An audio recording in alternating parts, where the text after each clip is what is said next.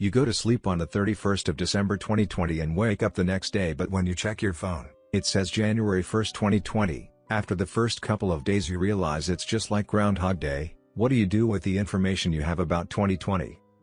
Get a haircut in February. I'd probably go to California and just tell a couple what gender their kid would be. I can't stop a pandemic, but I can halt a wildfire. I'm gonna be real sad because I just spent the year losing a ton of weight, and I don't want to start over. Show my husband just how much I love him and appreciate him. Hug him longer, kiss him harder, squeeze his warm hands, laugh with him, record his voice, take more pics of him and of us together, not sweat the small stuff, be silly with him, savor every meal he made me, stare into his eyes and marvel in their clarity and sparkle. Lay my head on his chest to hear his heartbeat every day. He died in May at age 31. I'd give anything to wake up tomorrow and see his bright blue eyes. I'd sit my brother down, tell him how much I love him, and hug him till my arms give out. I'd tell him how much I miss when we were kids and spent every day together. He was my twin born 2 years late, and I'd give up everything to see him again. I would beg him not to go out that night. I would schedule a camping trip and we'd have so much fun. Get in touch with my OBGYN and tell him my son's going to be born with a heart condition, even though you wouldn't be able to see anything on the scans at 10 weeks, 16 weeks, 20 weeks and 28 weeks. Get in touch with pediatric cardiologists and specialists and give them as much information as I can. Remember and hopefully do whatever I can to save his life. I'd eat right, rest more, take care of myself more. I'd still accept it if he passed, but at least it would make me feel like I had done everything I could. Immediately use the Disneyland ticket I bought instead of waiting, since I should have had until May to use it. After decades of not caring about Disney-related things, this is the year I thought, what the heck? Buy a ticket. Great timing there. Hope Disney is enjoying my money from that unused ticket. Or conversely, just not buy the damn ticket this year. Probably just rebudget and prioritize my money in preparation for quarantine. Stock up on stuff like masks, gloves, cleaning supplies, etc. I'm not going to hoard that stuff, but I am just going to have enough around, so I don't have to deal with the shortages in toilet paper and soap that's going to happen later on in the year. Also forego shopping for new clothes and instead buy myself some workout equipment, before they become insanely expensive. Lastly, I'll probably use the money I saved up to go on a vacation for a Switch. I don't think they were all sold out in January yet. And a new gaming PC as well. Inform my family that my sister has pre-symptomatic COVID, get her hospitalized and isolated as soon as possible, advise the doctors which meds to try treating her with, and get media involved to show there's community-transmitted COVID in Washington state. Hopefully turn the tides of infections in my country by getting lockdown started sooner and save my sister from dying a horrible death. For context, my sister was an early casualty from COVID. We didn't know until after her passing and received a diagnosis weeks after the fact, when doctors re-reviewed her lung scans and symptoms based on what we know now. Okay, real therapist here. I got one. Some of my clients are shockingly bad at giving themselves credit, holy crap. Like they might get a nearly straight A GPA in a brutal major while battling depression, or overcome years of phobia and get behind the wheel again, or write a literal novel, or raise a kid as a single parent with low income, or build new relationships after being burned, or cope with OCD well enough to hold down a job. And they'll talk about themselves as if everyone on earth is better than them, as if their accomplishments are worthless. And I know it's because of depression or anxiety or another condition, but I'm often stunned by how differently I see them compared to how they see themselves. During my training I was asked how would you feel if a client were to come to you, and admitted they were a pedophile, that was on the edge of committing seriously horrific acts? Could you see that person as another human being that needed help, or were your personal feelings about the abhorrent behavior too strong? This factor leads some people to not continue my course on to the next level, but it really illustrates the level of non-judgment needed in this field. We all have our own personal feelings, of course, but these get talked about in supervision. Therapist here. To piggyback on what others have said, it is highly unlikely for me to have moments where I judge my clients. It happens sometimes, but I'm able to shut down those thoughts quickly in my head and return to being present for the people I see.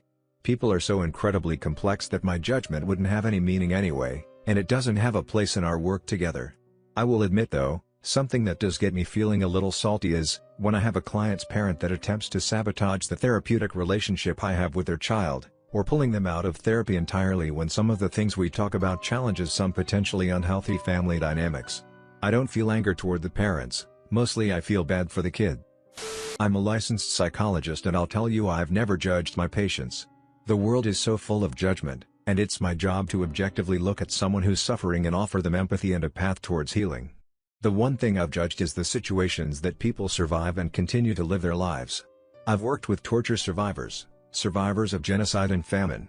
I've worked with people whose entire villages were wiped out, because a warlord wanted the water well that was sitting in the town. It always gives me pause in terms of the anguish some people face and their resilience. So if I have one message, it would be in the words of R.J. Palacio, be kind for everyone is fighting a hard battle. What's the best joke you know? Not mine. I went to a beekeeper to get 12 bees. He counted and gave me 13. Sir, you gave me an extra. That's a freebie. A man goes to a funeral. He asks the widow if he could say a word. He goes to the front and says plethora and sits back down. The widow leans over and whispers thanks, that means a lot. As a Finn, I have a special fondness for Russian/Soviet political jokes. A new arrival to Gulag is asked, what were you given 10 years for? Dash for nothing. Dash don't lie to us here, comrade. Everybody knows for nothing is 3 years. A judge walks out of his chambers laughing his head off. A colleague approaches him and asks why he is laughing. I just heard the funniest joke in the world. Well, go ahead, tell me, says the other judge.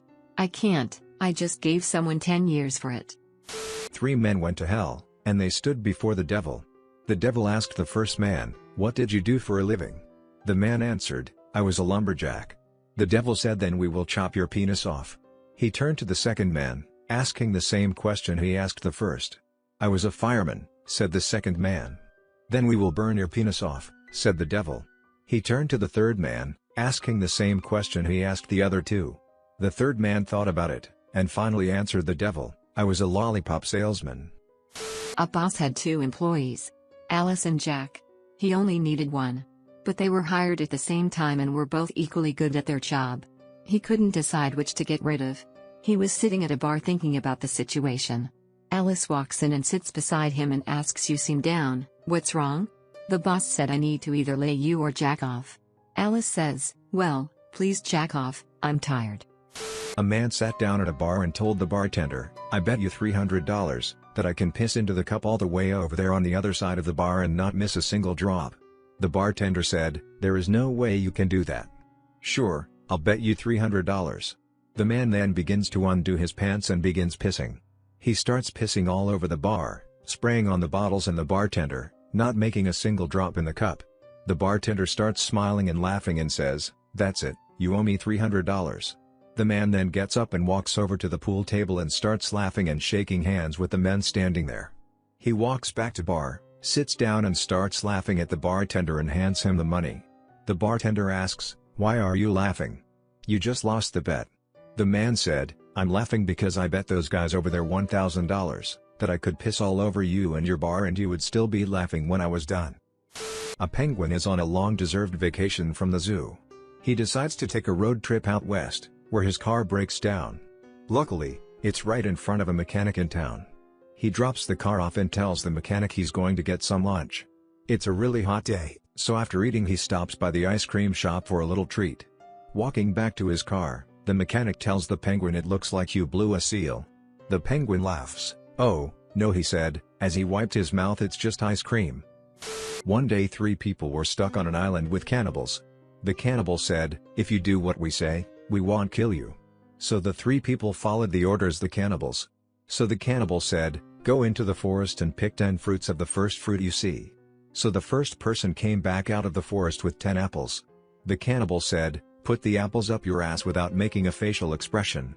The person then made a facial expression after the second apple, so the cannibals killed him. The second person came back out of the forest with 10 cherries. The cannibal said, put the cherries up your ass without making a facial expression. The person then started laughing on the 10th cherry, so they killed him. In heaven, the person with apples asked the person with cherries, why did you start laughing? The person replied, I saw the third person come out with pineapples. Time freezes for 48 hours and you're the only thing not affected. What do you choose to do? About a half hour of not realizing, 47.5 hours of existential crisis, followed by years of therapy. RTX 3090, here I come.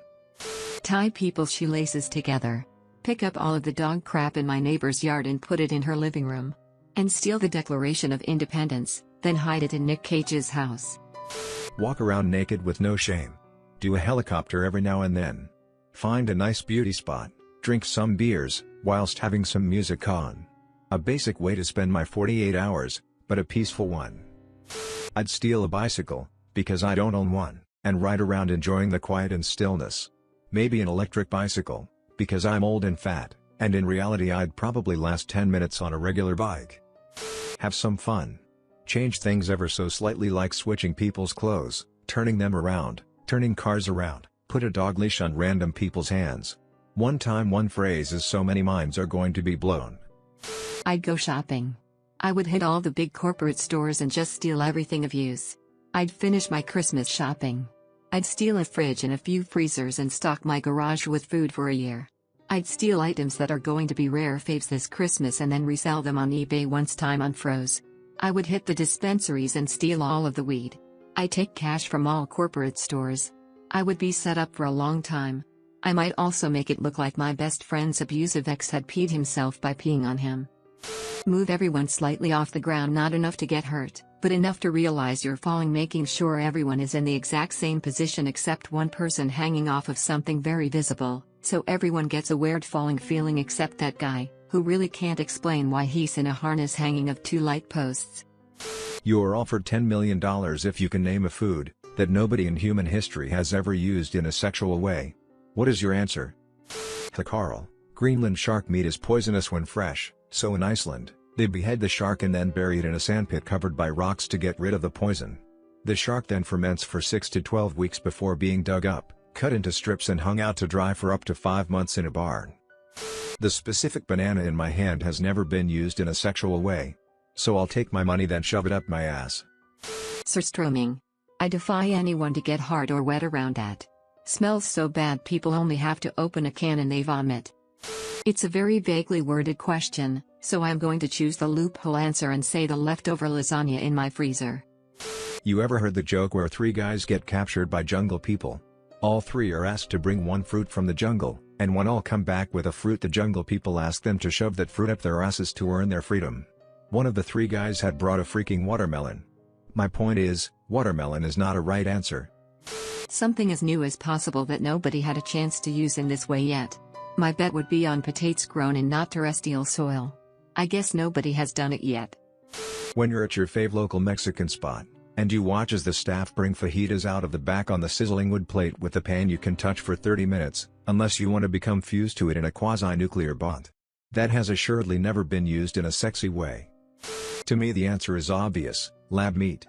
That meat that is made from animal tissue that has been grown in a lab and massaged by robots' fingers to give it meaty tendons. A bite of it is like 6 million research dollars and 145 gallons of grad student tears. They haven't fetished it yet, not because they haven't thought about it, but because the only time it comes out of the lab is when you are about to eat it.